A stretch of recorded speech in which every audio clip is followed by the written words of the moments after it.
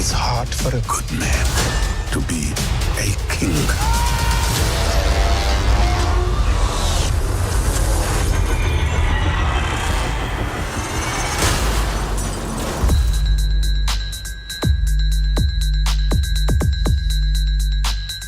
Welcome to Mojo at the Movies. I'm Eric, and once again this week I'm joined by Manny, our esteemed director, who's a huge comic book fan.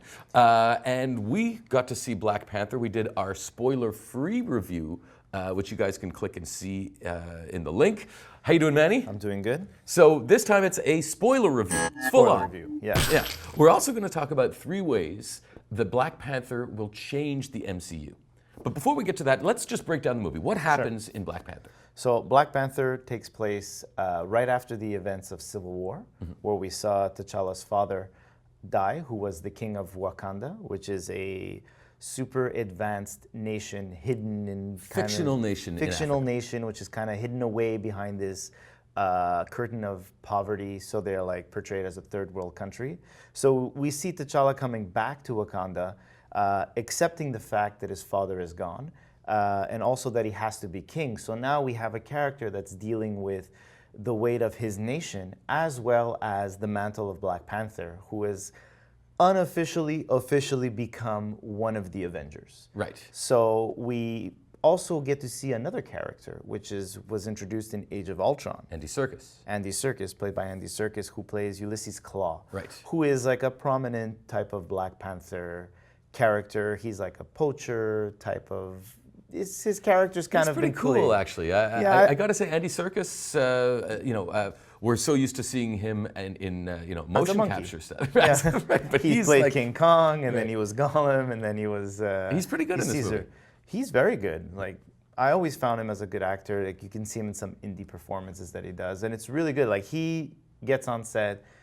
And he takes it and he's like, I'm in this movie and I'm rolling with it. And you think he's the bad guy, but whoa, there's a badder dude. There's a badder dude. So there's like this secret thing that happened between T'Challa's father and his brother. So like... back in the day. Yeah, the king's brother, where they were, with Ulysses Claw, stealing the vibranium. Now, the whole world is based around the vibranium, and vibranium... for anyone who hasn't seen the movie, is the metal that Captain America's shield is made out of. In Age of Ultron, we had Ultron going to steal a specific reserve of vibranium that was kind of held by Andy Serkis, which was also stolen from Wakanda to make his indestructible body for Ultron. And we even see where it kind of grows in Wakanda. It grows. Apparently, it was a meteor that hit down and like.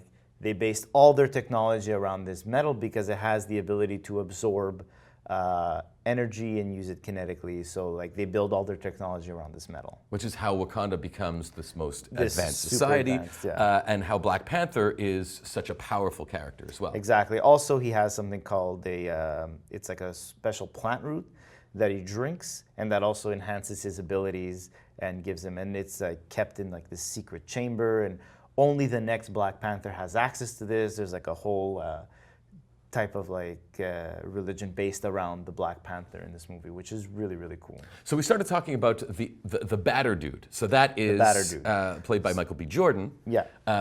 His character's Erik Killmonger. They call him Killmonger. What a name. Yeah, and apparently in the comics that was his like African name, and in this one they gave it because he's an ex-Marine. They gave him that because he had over like 250 confirmed kills as a Navy SEAL or a Marine. I can't remember what he was at this point. And he's also related to Black Panther. Right. So which we find out. That's a spoiler. We find out that he's Black Panther's cousin, but because he's the son of the king's brother, who the king had to kill because he found out that the brother was stealing the vibranium. Yeah. So the vibranium, he was saying that we can use it to help all our people across the world. We shouldn't be so like secretive with it. So he has his, judging by the way the Wakandans work, he has his rightful stab at the throne, basically once the king is dead. So the whole movie is based around but basically Killmonger, Michael B. Jordan's character, going back to Wakanda. But because he was banished and nobody knows he exists, he needs to kind of offer a peace offering to be led into the city And that's where Andy Serkis' character comes in, which unfortunately is classic Marvel situation where he's just killed off and he's brought to the steps of Wakanda as here is Ulysses Klaue, a man who's been giving you such grief and trouble over the years. I brought him to you and I deserve my place to speak to the council and my rightful stab at the throne. Now, it's important to say this is a fantastic movie. We both came out of there Amazing, just yeah. minds blown. It's getting a tremendous amount of attention. I think it's an amazing thing that, a movie that's basically, such a great example of Afrofuturism is appealing to such a huge, broad audience. It's empowering, it's positive. And I think it's the biggest pre-sales in Marvel history. And also it's like, really, it's shaping up to maybe, I think, destroy the box office in anything else that's come out in February. It's gonna... Absolutely. Yeah. But it's also, there are ramifications to the MCU. So let's talk about the things that we've learned in Black Panther that we think are going to kind of, the ripple effect in the MCU. The ripple effect, I think, what it's really shown is in the after credit scenes. Now we'll talk about the first after credit scene because for some reason Marvel now gives us two, and always the first one I feel could always just be in the movie. I mean, it's not really anything crazy. It's like comic relief sometimes. Yeah. So the first scene is we have T'Challa coming out in a UN summit saying, we are Wakanda, we are one of the most advanced nations, this is us, we're here. Everybody's gonna kind of have to deal with it right now, and I think that kind of shows that he's kind of almost taking the role of Iron Man. As we know, Robert Downey Jr. has been off contract, so he's kind of been hooked up by movie. So I think he'll eventually slowly become the new leader, which I know is not really canon. It doesn't really go with what's going on in the comics. But I think they don't necessarily care about that. They don't stuff. because it's the Marvel Cinematic Universe, and I think this is a good step to establish because we've never really had a leader of the Avengers. It's always kind of been like a power struggle between Iron Man and Captain America. Yeah. And I think this will really establish that he's not only the leader of the nation of Wakanda, not only is he the Black Panther, but now I find he'll be able to kind of oversee everything. Well, he's the only king amongst all of them. I mean, he's a true, he's a king. Yeah, So, well, also we have Thor, who's a bit of a king. Okay, but I now guess that's after Ragnarok, Asgard is no more, so. right. So that's the first thing. We think that Black Panther will become the unofficial leader and maybe take over. Is Robert Downey Jr. going to come back? I feel like Robert Downey Jr. will come back. I feel like he loves this universe. He can't turn down the paycheck? He can't turn down the paycheck. If I was getting paychecks like that, I'd go back, that's for sure. What's number two? Number two, I think we finally saw, which is the second after credit scene, is that we see Bucky, who's the Winter Soldier, who's not the Winter Soldier anymore. He's just Bucky, who has his memory back. Right. So being frozen in Wakanda, we have Shuri, who is Black Panther's sister, running tests and kind of fixed his mind, put it back together. So I think that, and with the upcoming Infinity War, there's the rumors on the internet, oh, somebody's gonna die. I think it's gonna be Captain America. Whoa. Chris Evans. I've heard that. Chris Evans has vocally said, like, he loves the character, it's a great experience, but he's also kind of done with the character. He's that type of actor that he enjoys kind of challenging himself and changing it up. And I think playing such a, and he's evolved the character, like you could tell from the first movie, from every movie, his character has grown and become like this Captain America. It's like they did the story arc perfectly from the comics, and I think they did it perfectly. And now he doesn't even represent what he represented. He's the man with no country, the man without a country. He has no star on his chest, he has no Avengers badges, doesn't wear his helmet, he doesn't have his iconic shield. He dropped that at the end of Civil War. So it's a little bit reflective of what's going on in America today. Pretty much, yeah.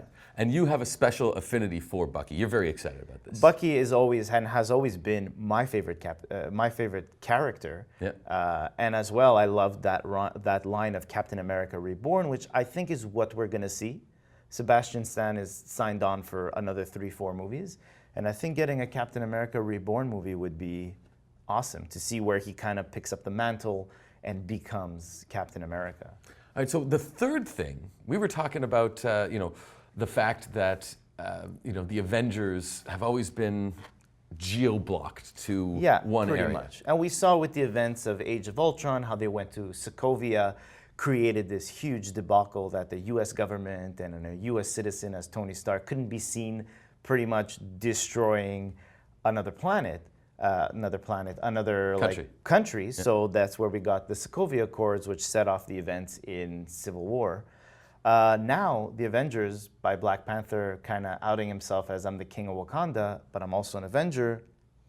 They have a diplomat on their team now. They're going international. So I think now that these Sokovia Accords are no longer valid, which will give us more international type of like coverage for the Avengers. That yes, it was always the end of the world, but it was so convenient that the end of the world kind of took place in New York, right? But it's always, everything is so convenient in the comics, and that's something we were saying before, is that, you know, even if these guys die, nobody really dies. Nobody really dies, especially in these movies. Nobody really dies. Like another thing is that now with the Fox acquisition, we have access to Fantastic Four bad guys, and obviously one of a really good villain that's always had diplomatic immunity has been Doctor Doom.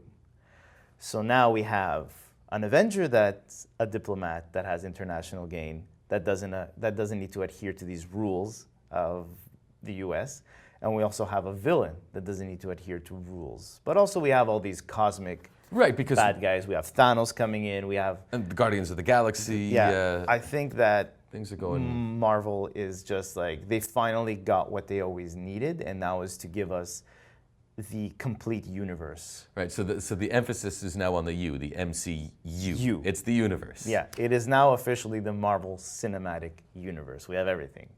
Marvel's got it all right now. When does Infinity War come out? It comes out in May. All right, well, we'll look forward to that. Thank you, Manny. And you better be bringing me to that one. Okay, I'll bring you to that one. Let us know what you guys think in the comments. And that's it. We'll see you next time.